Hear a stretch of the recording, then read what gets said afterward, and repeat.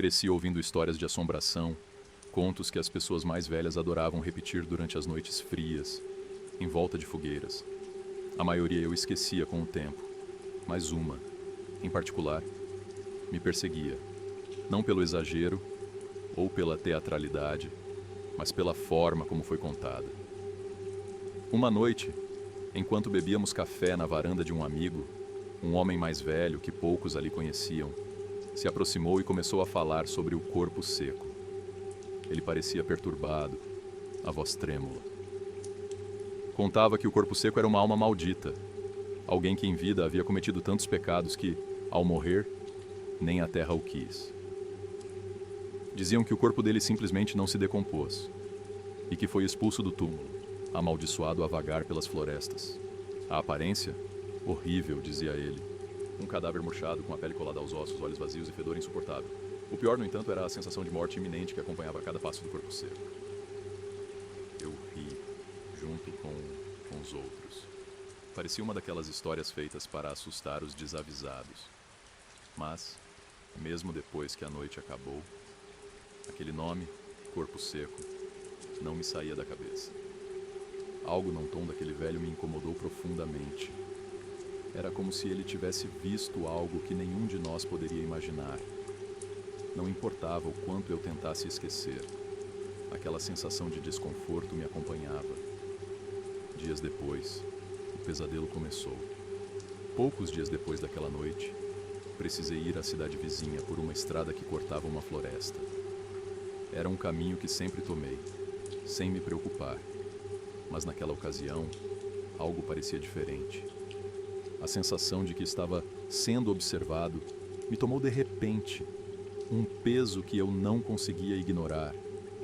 Os sons da floresta, geralmente tão vivos, estavam estranhamente abafados. Tudo estava quieto demais. Continuei a caminhar, tentando afastar o desconforto que crescia no meu peito, até que algo se moveu entre as árvores. Olhei rapidamente, mas não vi nada. Apenas sombras dançando ao ritmo do vento. Foi então que avistei um homem parado ao lado da estrada.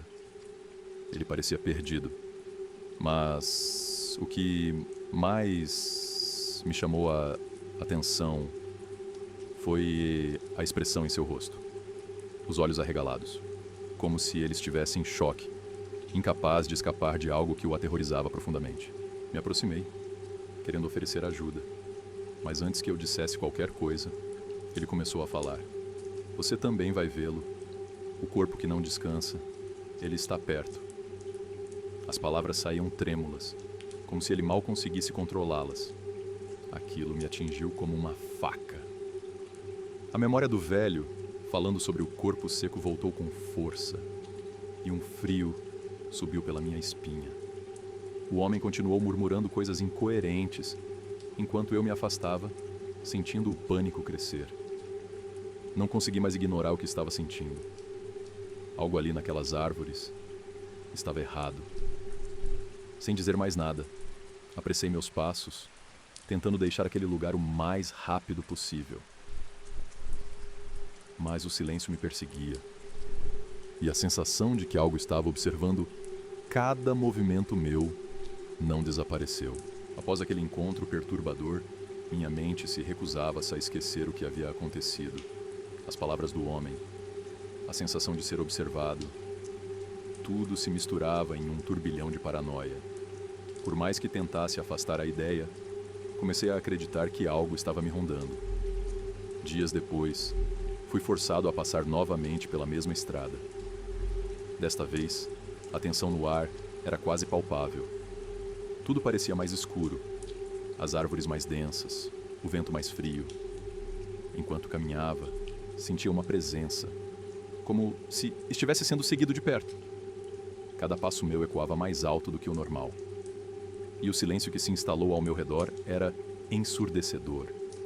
Foi então que, em meio à névoa que se erguia do solo úmido, eu o vi. À distância, entre as árvores, uma figura se destacava na penumbra.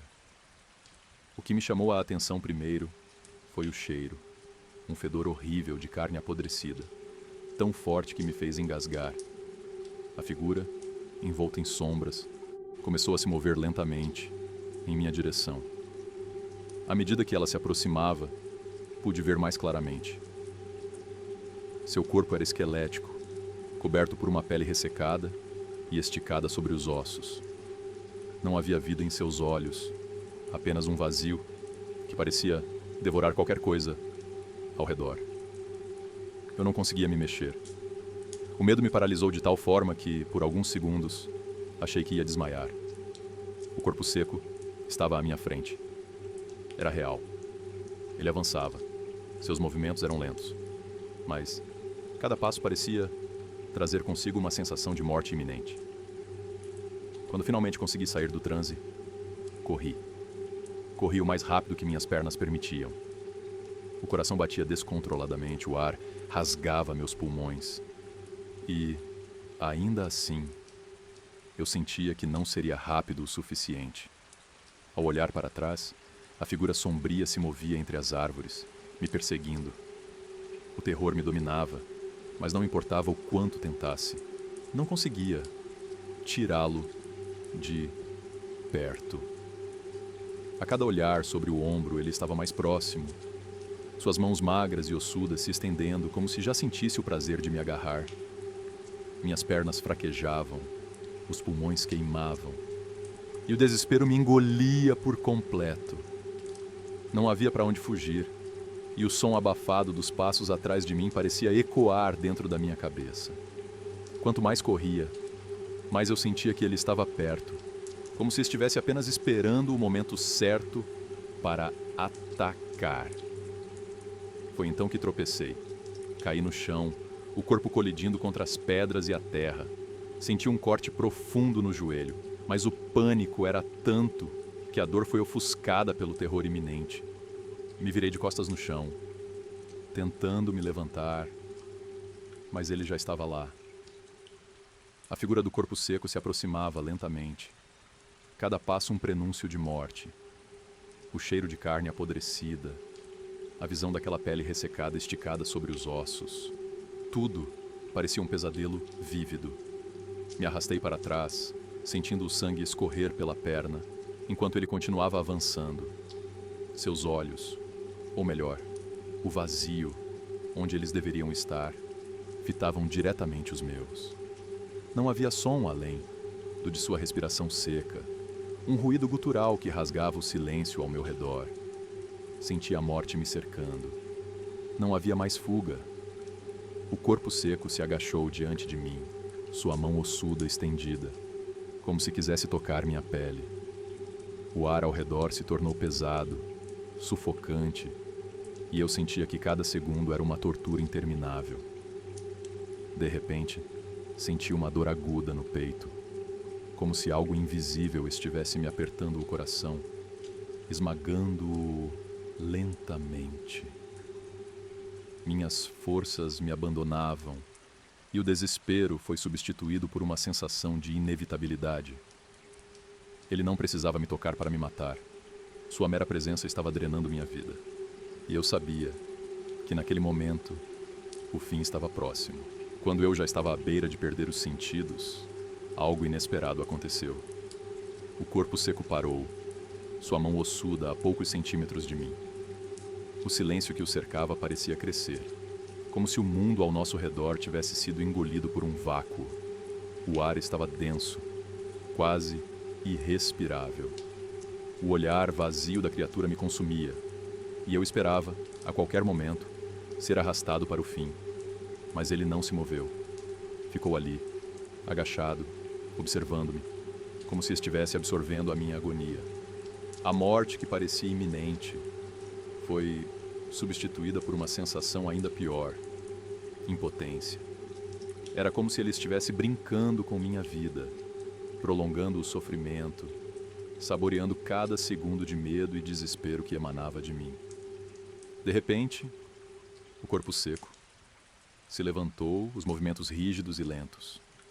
Ele recuou para as sombras, seus passos se desvanecendo na névoa espessa. Meu corpo estava exausto, mas a dor persistia. O cheiro fétido ainda pairava no ar. E eu sabia que, de alguma forma, Ele tinha me marcado. A morte havia passado por mim, mas não me levou ainda. Com dificuldade me levantei, sentindo o sangue ainda pingando do meu corte. Cambaleei pela estrada, com a certeza de que ele não havia terminado comigo. Eu era apenas mais um na longa lista daqueles que ele visitava, deixando para trás um rastro de loucura e medo. Nos dias que se seguiram, não consegui me livrar da sensação de que ele estava sempre perto. Um vulto nas sombras, um sussurro ao vento, uma presença que eu não conseguia ver, mas que sentia em cada fibra do meu ser. O corpo seco não era apenas uma lenda. Ele era real, e eu sabia que, mais cedo ou mais tarde, ele voltaria.